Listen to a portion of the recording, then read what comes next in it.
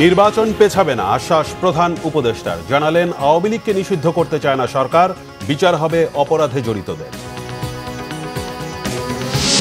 বিয়ের প্রলোভনে ধর্ষণের সর্বোচ্চ সাজা 7 বছর, নারী ও শিশু নির্যাতন দমন আইন সংশোধনীর খসড়ায় চূড়ান্ত অনুমোদন। 166টি সংস্কার প্রস্তাবের 120টিতে একমত এলডিপি, নির্বাচনের সময় বেঁধে দেয়নি জামাত, রবিবার সুপারিশ জমা দেবে বিএনপি। হত্যা মামলা থেকে রেহাই দিতে কথিত ঘুষের মামলায়ও তারেক বাবর বেকসুর খালাস, আর কোনো মামলা নেই বিচারিক আদালতে। মিথ্যা তথ্যে পুতুলের বিশ্ব স্বাস্থ্য সংস্থায় চাকরি, সূচনা ফাউন্ডেশনের নামে 33 কোটি টাকা আদায়, দুদকের মামলা, জিএম কাদেরের অর্থ কেলেঙ্কারির তদন্ত শুরু। দেখছিলেন ক্রাউন সিমেন্ট সংবাদ শিরোনাম, এবার বিস্তারিত। নির্ধারিত সময়ে নির্বাচন হবে, কোনো দাবির মুখে ভোট পেছানোর সম্ভাবনা নেই। ইন্টারন্যাশনাল ক্রাইসিস গ্রুপ আইসিজির এক প্রতিনিধি দলের সঙ্গে আলোচনাকালে এসব কথা বলেন অন্তর্বর্তী সরকারের প্রধান উপদেষ্টা অধ্যাপক doctor Mohammad Yunus. Doctor comfort error নেতৃত্বে আইসিজির প্রতিনিধি দলটির সঙ্গে বৈঠকে অধ্যাপক ইউনুস নিশ্চিত করেছেন, নির্বাচনের জন্য সরকার 2টি সম্ভাব্য সময়সীমা নির্ধারণ করেছে, এ তারিখগুলো পরিবর্তন করা হবে না। আওয়ামী লীগ প্রসঙ্গে ডক্টর ইউনুস বলেন, দলটিকে নিষিদ্ধের কোনো পরিকল্পনা সরকারের নেই। যেসব নেতা অপরাধ, বিশেষ করে হত্যা ও মানবতা বিরোধী অপরাধের অভিযোগের মুখোমুখি, তাদের দেশের আদালতে বিচার করা হবে। আওয়ামী লীগের নেতাদের বিরুদ্ধে আন্তর্জাতিক অপরাধ আদালতে মামলা করার বিষয়টি সরকার বিবেচনা করছে, এটি এখনও আলোচনার টেবিলে রয়েছে বলেও জানান doctor Yunus. Doctor Comfort Ero Bangladesh ও অন্তর্বর্তী সরকারের বিরুদ্ধে পরিচালিত বিভ্রান্তিকর প্রচারণার বিরুদ্ধে লড়াইয়ে আইসিজির সমর্থন ব্যক্ত করেন। বিয়ের আশ্বাসে ধর্ষণের সর্বোচ্চ সাজা 7 বছর, এমন বিধান রেখে বৃহস্পতিবার নারী ও শিশু নির্যাতন অধ্যাদেশের খসড়া অনুমোদন দিয়েছে উপদেষ্টা পরিষদ। অন্যদিকে 3 এপ্রিলও ঈদের ছুটি ঘোষণা করা হয়েছে। চৈত্র সংক্রান্তিতে পার্বত্য 3 জেলায় ছুটি থাকবে। সমতলে বাস করা সাঁওতাল, গারোরাও এ ছুটি ভোগ করতে পারবেন। আরও জানাচ্ছেন জাহাঙ্গীর আকন্দ। সকালে তেজগাঁওয়ে প্রধান উপদেষ্টার কার্যালয়ে অনুষ্ঠিত হয় উপদেষ্টা পরিষদের বৈঠক। এতে নারী ও শিশু নির্যাতন দমন অধ্যাদেশ 2025-এর খসড়ার চূড়ান্ত অনুমোদন দেওয়া হয়। পরে বাংলাদেশ ফরেন সার্ভিস একাডেমিতে সংবাদ সম্মেলনে প্রধান উপদেষ্টার প্রেস সচিব শফিকুল আলম জানান, আইনটি চূড়ান্ত করার আগে নারী সংগঠনগুলোর মতামত নেওয়া হয়েছে। এখানে বলাৎকারের একটা নতুন সংজ্ঞা দেওয়া হয়েছে। এই মামলাগুলো ডিলে হওয়ার পিছনে ডিএনএ টেস্টের একটা বড় ভূমিকা ছিল। তো সেই জায়গাগুলো কিভাবে অ্যাড্রেস করা যায় সেইগুলো মেজার নেওয়া হয়েছে। এবং অ্যাট দ্য সেম টাইম আপনারা জানেন যে আমরা নতুন 2টা ডিএনএ ল্যাবও আমরা করতে যাচ্ছি। আর আরেকটা বিষয় হচ্ছে যে বিয়ের প্রলোভন দেখিয়ে যে রেপ কেসগুলো আগের ল থেকে একটু নতুন একটা সেকশন নিয়ে এসে সেই লটাকে সর্বোচ্চ শাস্তি 7 বছর করা হয়েছে। এবং সেটার ক্ষেত্রে আরও যা যা সেফগার্ড নেওয়া যায়, যে সমস্ত সেফগার্ড মেজার এই লর ক্ষেত্রে নেওয়া দরকার, সেগুলোর ব্যবস্থাও করা হয়েছে। তো আমি ক্যাবিনেট অবশেষে এটা আজকে পাশ করেছেন। উপদেষ্টা পরিষদে পবিত্র ঈদুল ফিতর উপলক্ষে একদিন এবং চৈত্র সংক্রান্তিতে একদিন সরকারি ছুটি ঘোষণার সিদ্ধান্তের কথাও জানানো হয় সংবাদ সম্মেলনে। জনসাধারণের সুবিধার্থে আমরা অলরেডি জানিয়েছি যে 3রা এপ্রিল ছুটি ঘোষণা করা হয়েছে। এবং আরও একটা ঐতিহাসিক বিষয় হচ্ছে যে আজ এই চৈত্র সংক্রান্তিতে 3টা পার্বত্য ডিস্ট্রিক্টে ছুটি থাকবে। আমরা তো এমনিতে তো পয়লা বৈশাখে থাকে, নির্বাহী আদেশে একটা ছুটির বন্দোবস্ত করা হচ্ছে। এবং এই ছুটিটা এই আমাদের সমতলে যারা জাতিগোষ্ঠী আছেন বাঙালি ছাড়া, যেমন ধরেন সাঁওতাল, খাসিয়া বা গারো, তাদের জন্য এটা প্রযোজ্য হবে। প্রধান উপদেষ্টার প্রেস সচিব জানান, সরকারি প্রকিউরমেন্ট সিন্ডিকেট করে কয়েকটি কোম্পানি কাজ পেত আগে, সেখানে বেশি প্রতিযোগিতার বিধান রাখা হয়েছে। ই টেন্ডার বা দরপত্র 60 থেকে 100 উন্নীত করার সিদ্ধান্ত হয়েছে। প্রধান উপদেষ্টা অধ্যাপক ডক্টর মোহাম্মদ ইউনুসের চীন সফর ঐতিহাসিক হবে বলে আশা করেন তিনি। জাহাঙ্গীর আকন্দ, বাংলা ভিশন, ঢাকা। রাষ্ট্র সংস্কার ইস্যুতে ঐকমত্য কমিশনের ১৬৬টি সুপারিশের মধ্যে ১২০টিতে একমত পোষণ করেছে লিবারেল ডেমোক্রেটিক পার্টি এলডিপি। দলটির চেয়ারম্যান অলি আহমেদের দাবি, নির্বাচন কমিশন সংস্কারে যে সুপারিশ করা হয়েছে তা খুবই দুর্বল। মাঠ প্রশাসন নিরপেক্ষ না হলে নির্বাচন কখনোই সুষ্ঠু হবে না বলে জানান তিনি। এদিকে সংস্কার ইস্যুতে সব রাজনৈতিক দলের সহযোগিতা চেয়েছে ঐকমত্য কমিশন।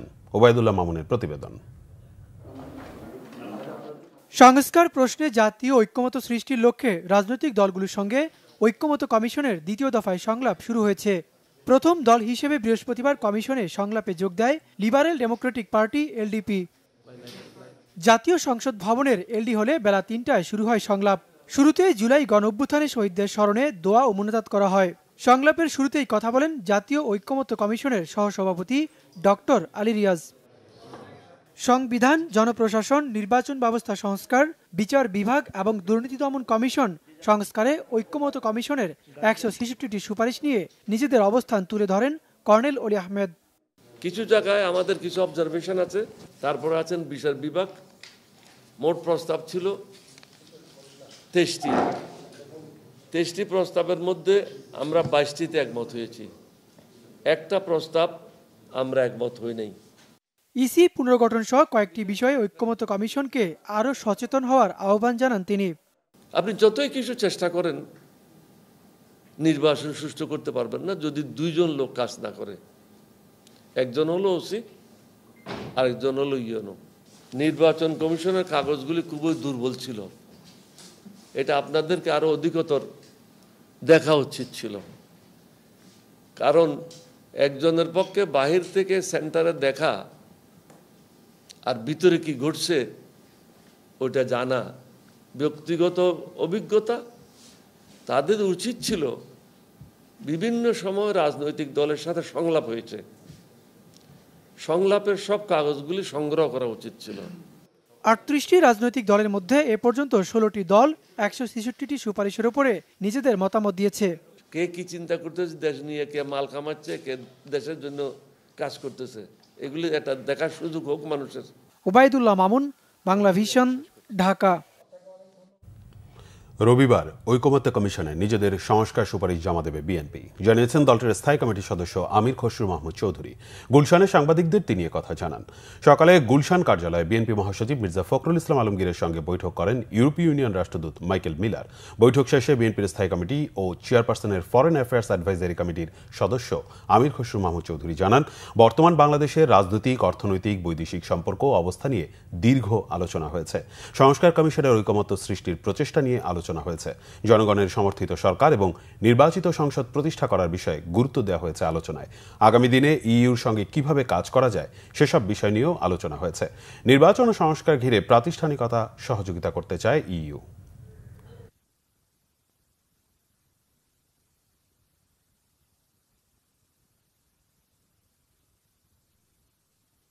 একটি সরকার ব্যতীত কোনো অ্যাডমিনিস্ট্রেশন সেটাকে সাপোর্ট দিয়ে, পুলিশ সাপোর্ট দিয়ে চালানো যায় না, সেটা তো আমরা এখনই লক্ষ্য করছি। তো এই জন্য সবাই মনে করে একটা জনগণের সমর্থিত একটি সরকার, সংসদ যেটা জনগণের কাছে দায়বদ্ধ থাকবে, সেটা যত তাড়াতাড়ি সম্ভব হলে দেশের অনেকগুলো সমস্যার সমাধান হয়ে যায় এবং একটা পলিটিক্যাল ওয়েট ছাড়া অনেকগুলো বিষয় সম্মুখীন হচ্ছে কিন্তু সমাধান করা কঠিন। এই জন্য এই বিষয়টা গুরুত্ব দেওয়া হয়েছে আলোচনায়। সবাই ধারণা ডিসেম্বরের মধ্যে নির্বাচন হলে আমরা সঠিক পথে থাকবো। গণতান্ত্রিক অর্ডারটা ফিরিয়ে আনা খুবই গুরুত্বপূর্ণ। বাংলাদেশ জামাতে ইসলামী সংস্কারের বিষয়ে প্রস্তাবনা জমা দিয়েছে জাতীয় ঐকমত্য কমিশনের কাছে। সকালে সংসদ ভবনে স্থাপিত কার্যালয়ে দলের সেক্রেটারি জেনারেল মিয়া গোলাম পরোয়ার প্রস্তাবনার লিখিত কপি জমা দেন। জাতীয় ঐকমত্য কমিশনের সহসভাপতি আলী রিয়াজ বলেন, রাজনৈতিক দলগুলোর মধ্যে সংস্কারের ব্যাপারে কোনো সংশয় নেই। রাজনৈতিক দলগুলো সহযোগিতা করছে। নির্ধারিত সময়ের মধ্যে কাজ শেষ করবে কমিশন। তিনি বলেন, সংস্কার বা নির্বাচন নিয়ে জাতীয় ঐকমত্য কমিশনের উপর কোনো চাপ নেই। জামাতে ইসলামীর সেক্রেটারি জেনারেল মিয়া গোলাম পরোয়ার বলেন, জামাত ইসলামী 5টি সংস্কার কমিশনের সুপারিশের উপর মতামত জানিয়েছে। বলেন, নির্বাচনের জন্য সরকারকে সময় বেঁধে দেয়নি জামাত, ন্যূনতম সংস্কার করে যৌক্তিক সময়ে নির্বাচন হতে পারে।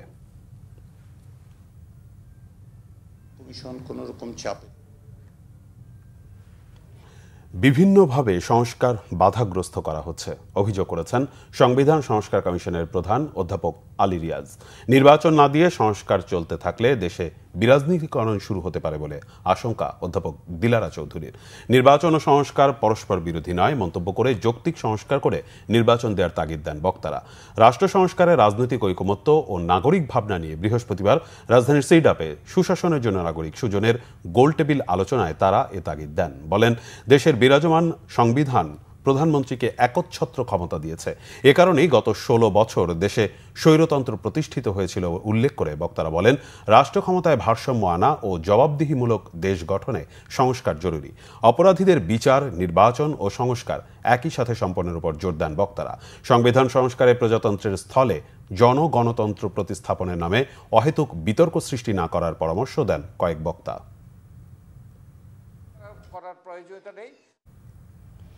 একটি হত্যা মামলা থেকে আসামিকে রেহাই দিতে নেওয়া কথিত ঘুষের মামলা থেকে বেকসুর খালাস পেলেন বিএনপির ভারপ্রাপ্ত চেয়ারম্যান তারেক রহমান।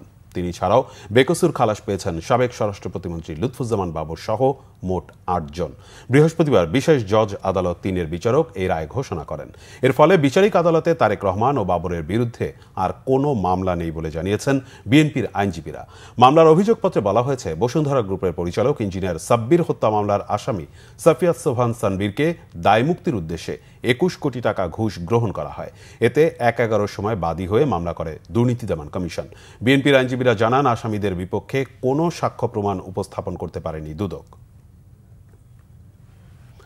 মিথ্যা তথ্যে বিশ্ব স্বাস্থ্য সংস্থায় চাকুরি ও সূচনা ফাউন্ডেশনের নামে চাপ দিয়ে 20টি ব্যাংক থেকে 33 কোটি টাকা আদায়ের অভিযোগে শেখ হাসিনার মেয়ে সাইমা ওয়াজেদ পুতুলের নামে আলাদা 2টি মামলা করেছে দুর্নীতি দমন কমিশন। বৃহস্পতিবার দুদক মহাপরিচালক মোহাম্মদ আক্তার হোসেন বিষয়টি নিশ্চিত করেন। মামলার এজাহারে বলা হয়েছে, সাইমা ওয়াজেদ হোসেন বর্তমানে বাংলাদেশ মেডিকেল বিশ্ববিদ্যালয়ে শিক্ষকতা বা শিক্ষা ম্যানুয়াল তৈরি বা রিভিউ সম্পর্কিত কার্যক্রমে অংশ না নিয়েও নিজেকে এই কাজে সংশ্লিষ্ট মর্মে মিথ্যা দাবি করে 2023 সালে বিশ্ব স্বাস্থ্য সংস্থায় আবেদন করেন। দ্বিতীয় মামলায় বলা হয়েছে, বাংলাদেশ অ্যাসোসিয়েশন অব ব্যাংকস ভুক্ত ব্যাংকের সিএসআর খাত থেকে সূচনা ফাউন্ডেশনের নামে 33 কোটি টাকা সহায়তার নামে আদায় করেছেন সাইমা ওয়াজেদ পুতুল ও এক্সিম ব্যাংকের সাবেক চেয়ারম্যান নজরুল ইসলাম মজুমদার। পুতুলকে তার পদ থেকে অপসারণের জন্য পররাষ্ট্র মন্ত্রণালয় ও স্বাস্থ্য মন্ত্রণালয়ের মাধ্যমে বিশ্ব স্বাস্থ্য সংস্থাকে একটি চিঠিও পাঠিয়েছে দুদক। চাঁদাবাজি, মনোনয়ন বাণিজ্য ও দলীয় ফান্ডের টাকা আত্মসাতের অভিযোগে জাতীয় পার্টির চেয়ারম্যান জিএম কাদেরের বিরুদ্ধে অনুসন্ধান শুরু করেছে দুদক। দুদকের গোয়েন্দা অনুসন্ধানে উঠে এসেছে, 2018 সালে জাতীয় নির্বাচন সংরক্ষিত নারী আসনে 18 কোটি টাকার ঘুষ নেন তিনি। পদ বাণিজ্য করতে 301 সদস্য বিশিষ্ট কমিটিকে দ্বিগুণ করে হাতিয়ে নেন কোটি কোটি টাকা। এসব অবৈধ অর্থ সিঙ্গাপুর, লন্ডন ও সিডনিতে পাচারের তথ্য আছে দুদকের কাছে। এসব তথ্যের ভিত্তিতে প্রকাশ্য অনুসন্ধানে নেমেছে দুদক। এদিকে আওয়ামী লীগের জ্যেষ্ঠ নেতা ও 14 দলের সমন্বয়ক আমির হোসেন আমু, তার মেয়ে ও শ্যালিকার বিরুদ্ধে 3টি মামলা করেছে দুদক। মামলায় প্রায় 40 কোটি টাকার অবৈধ সম্পদ ও প্রায় 150 কোটি টাকার সন্দেহজনক লেনদেনের অভিযোগ আনা হয়েছে। এছাড়া বেসরকারি প্রাইম ব্যাংক থেকে ঋণের নামে 100 কোটি টাকা আত্মসাতের অভিযোগে ব্যাংকের সাবেক এমডি এহসান খসরু সহ 11 জনের বিরুদ্ধে মামলা করেছে দুদক। জাতীয় রাজস্ব বোর্ড এনবিআর এর চেয়ারম্যান আব্দুর রহমান খান বলেছেন, দেশে কমপ্লায়েন্স কোম্পানিগুলো কষ্টে আছে, যারা করের জালে নেই তারাই আরামে আছে। বৃহস্পতিবার ঢাকা ও ময়মনসিংহ বিভাগের সব চেম্বার নেতাদের সাথে বৈঠকে এনবিআর চেয়ারম্যান ব্যবসায়ীদের স্মরণ করিয়ে দেন 2026 সালে নভেম্বর এলডিসি উত্তোলন করেছে বাংলাদেশ। ব্যবসায়ীদের কাছে প্রকৃত আয় ব্যয়ের হিসাব দাবি করেন এনবিআর চেয়ারম্যান। বলেন, প্রতিষ্ঠানগুলোতে আর্থিক স্বচ্ছতা নিশ্চিত হলে করে হার কমলেও রাজস্ব আহরণে প্রভাব পড়বে না। বিজিএমই এর সাবেক সভাপতি আনোয়ারুল আলম চৌধুরী বলেন, বিগত কয়েক বছর ব্যবসায় গ্রোথ হয়নি। আওয়ামী লীগ সরকার রপ্তানি বেশি দেখিয়ে এসেছে। কর দিয়ে সরকারি সেবা ঠিকমতো না মেলায় কর দেওয়ার প্রতি সাধারণ মানুষের অনীহা রয়েছে বলেও মনে করেন বক্তারা। দাম ও মানের কারণে জৌল সারাচ্ছে চকবাজারের বাহারি পদের ইফতারির বাজার। বড় বাপের পোলায় খায় শিক্ষিত খাসির রোস্টের নামে ইফতারি পণ্য বিক্রি জনমনে হাসির খোরাক তৈরি করেছে। তবে বাহারি রকমের গরু, মুরগির শাহী কাবাব, কেজি ওজনের শাহী জিলাপি, হালিম রোজদারদের আকর্ষণ বাড়িয়েছে বহু গুণে। রিপোর্ট সৈয়দ আব্দুল মুহিতের।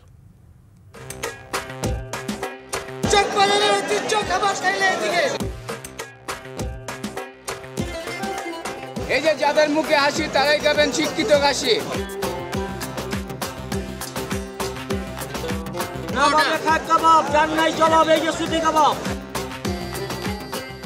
বাহারি আর ঐতিহ্যের ইফতার মানে চকবাজার। পুরান ঢাকা তো বটেই, রাজধানীর বিভিন্ন এলাকা থেকে ঐতিহ্যবাহী ইফতারের স্বাদ নিতে ভিড় করেন চকবাজারের শাহী মসজিদের সার্কুলার রোডে।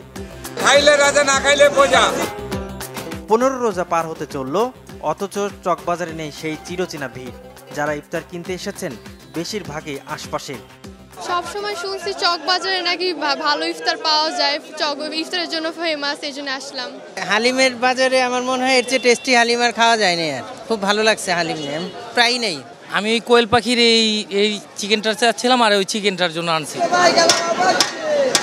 বিক্রেতাদের দাবি কম দামে ইফতারের নানা পণ্য বিক্রি করছেন তারা। বিশেষ করে সুতি কাবাব, খাসির লেগ রোস্ট, কোয়েল রোস্ট, আস্ত মুরগির রোস্ট সহ বাহারি ইফতার পণ্য বিক্রি হচ্ছে। শিক্ষিত খাসির রোস্ট বিক্রি হচ্ছে 800 টাকায়, আর দিনে বিক্রি হচ্ছে অন্তত 100-এরও বেশি। এই যে যাদের মুখে হাসি তারাই খাবেন শিক্ষিত খাসি। এই যে যেটা স্কুলে আশেপাশে বড় হয়েছে, যারা চিনে তারাই কিনে। এটাই চকবাজারের সেরা বড়। বাপের পোলায় খায় ঠোঙ্গ বইরা বইরা বইরা লে যান 800 টাকা পার পিস। এটা স্কুলে আশেপাশে বড় হয়েছে, ঠিক আছে, এই জন্য এটার নাম শিক্ষিত খাসি। আমরা আসছিলাম আসলে শিক্ষিত খাসি দেখতে, যে আসলে শিক্ষিত খাসিটা দেখতে কিরকম। মানে ওনার শিক্ষিত খাসি, আর মানে শিক্ষিত খাসি কি বলে, আমরা সবসময় ওখান থেকে খাই। আমরা হলো বাবুর্চি, আমাদের বাবার নাম হলো কালা বাবুর্চি। আমরা এখানে সুতি কাবাব বানাই, এখানে স্পেশাল রুটি আছে, আমাদের কিমা রুটি আছে, চিকেন টিক্কা কাবাব আছে, চিকেন হারাইলি কাবাব আছে, চিকেন রেশমি কাবাব আছে, সব ধরনের কাবাব ইনশাআল্লাহ আমাদের কাছে আছে। ইফতারের স্বস্তি মৌসুমি ফল, নানা ধরনের জুস নিয়েও বসেছেন ব্যবসায়ীরা। ফাস্টফুডের দোকানিরাও তাদের পসরা সাজিয়েছেন চকবাজারের ইফতার বাজারে। সৈয়দ আব্দুল মুহিত, বাংলা ভিশন, ঢাকা। ঢাকা সিটিতে ওয়ার্ড প্রশাসক নিয়োগের চিন্তাভাবনাকে জাতীয় নির্বাচন পেছানোর চক্রান্তের অংশ বলে মন্তব্য করেছেন বিএনপির পররাষ্ট্র বিষয়ক উপদেষ্টা কমিটির বিশেষ সহকারী ইঞ্জিনিয়ার ইশরাক হোসেন। সন্ধ্যায় ঢাকা দক্ষিণ সিটি কর্পোরেশনে শ্রমিক কর্মচারী ইউনিয়নের আলোচনা সভা ও ইফতার মাহফিলে যোগ দেন বিএনপির নেতা। এ সময় ইঞ্জিনিয়ার ইশরাক হোসেন বলেন, ঢাকা উত্তর ও দক্ষিণ সিটি কর্পোরেশনের কাউন্সিলর পদে প্রশাসক নিয়োগের সাথে বিএনপি কোনোভাবেই জড়িত নয়। এ ধরনের নিয়োগ প্রক্রিয়া আগামী নির্বাচনকে প্রশ্নবিদ্ধ করবে। এই নিয়োগ প্রক্রিয়ার সাথে যারা যুক্ত থাকবেন তাদের উদ্দেশ্যে হুঁশিয়ারিও দিয়েছেন ঢাকা দক্ষিণের এই সাবেক মেয়র প্রার্থী।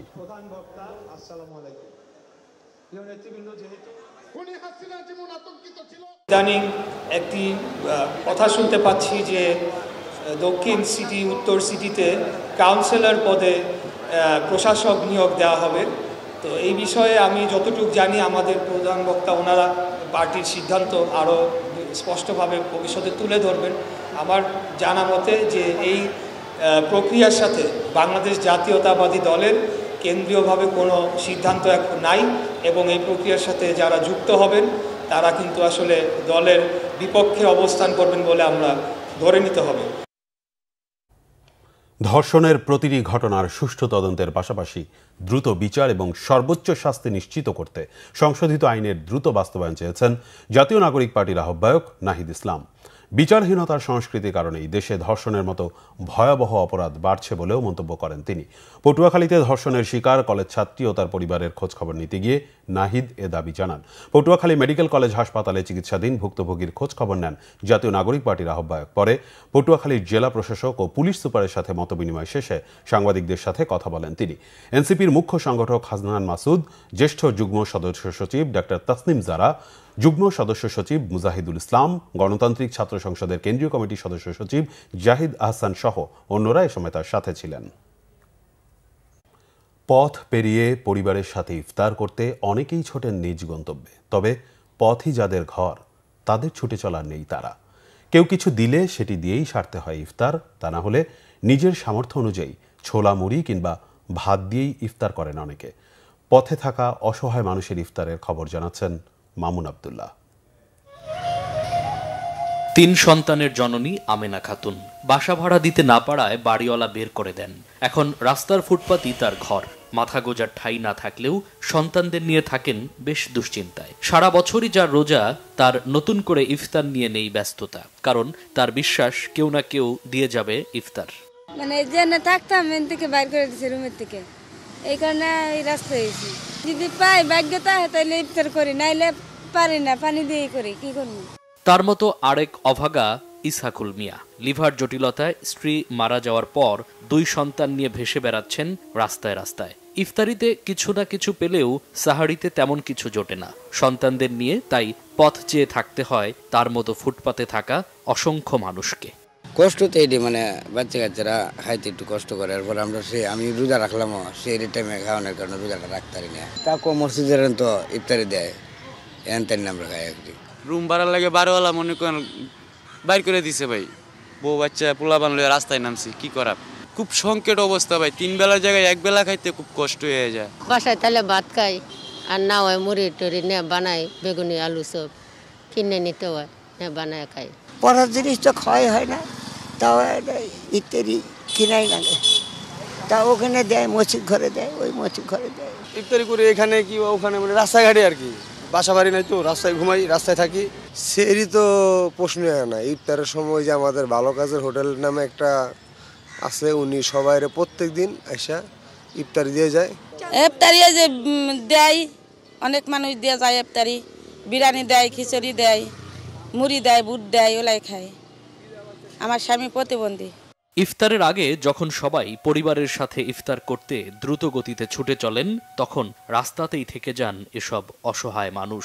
উঁচুতলায় যখন সবাই সামর্থ্য অনুযায়ী ইফতার করেন, তখন গাছতলায় উচ্চবিত্তের সহায়তায় পথ চেয়ে থাকেন তারা। হয়তো কারো না কারো একটু সহায়তায় মুখে হাসি ফুটবে তাদের পরিবারেও। মামুন আব্দুল্লাহ, বাংলা ভিশন, ঢাকা।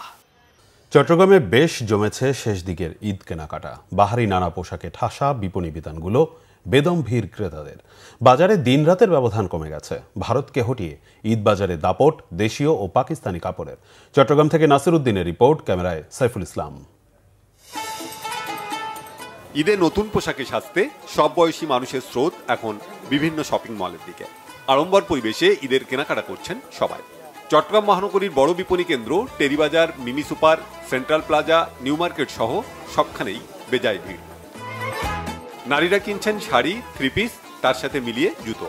ছেলেদের পছন্দের তালিকায় পাঞ্জাবি, পাজামা। শিশুরাও মা বাবার সাথে ঘুরে কিনছে পছন্দের জামা কাপড়। বিপণী কেন্দ্রের পাশাপাশি সমান তালে বিক্রি চলছে সড়কে, ফুটপাতেও। দেশি বিদেশি নয়, গুণমান দেখে পোশাক কিনছেন ক্রেতারা। দাম আগের মতোই বলছেন ক্রেতা বিক্রেতা। ফ্রক, লেহেঙ্গা আর একটা 3 পিস। পাকিস্তানি, ইন্ডিয়ান, বাংলাদেশের মধ্যে যেটা আমাদের পছন্দ হবে সেটাই কিনবো। ঈদে যা কিছু কেনা লাগে আর 3 পিস, ব্যাগ, জুতা সবকিছুই কিনতে আসছে, সবকিছুই পেয়ে গেছি অনেস্টলি। একসাথে নিচে আমরা শপিং করার জন্য দূর থেকে হলেও এখানেই আসি সবসময়, এবং রিজনেবল প্রাইসে কেনার সুযোগ পাই। আমি আসলে নিজের জন্য আসি দেখতে, দেন আম্মুর জন্য আসি, দেখি পাকিস্তানি, ইন্ডিয়ান সবগুলো কালেকশনই দেখতেছি। আগে ঈদ বাজারে দাপট ছিল ভারতীয় কাপড়ে, এবার দেশীয় কাপড়ের পরেই বেশি বিক্রি হচ্ছে পাকিস্তানি কাপড়। পাকিস্তানি গারারা, সারারা এবং গাউনের বিশেষ সমাহার, যেটা আমরা এবং ভালো সারা পেয়েছি। 60% বাংলাদেশি প্রোডাক্ট, 30% পাকিস্তানি, 10% ইন্ডিয়ান। 10% হবে না, আর কম হবে।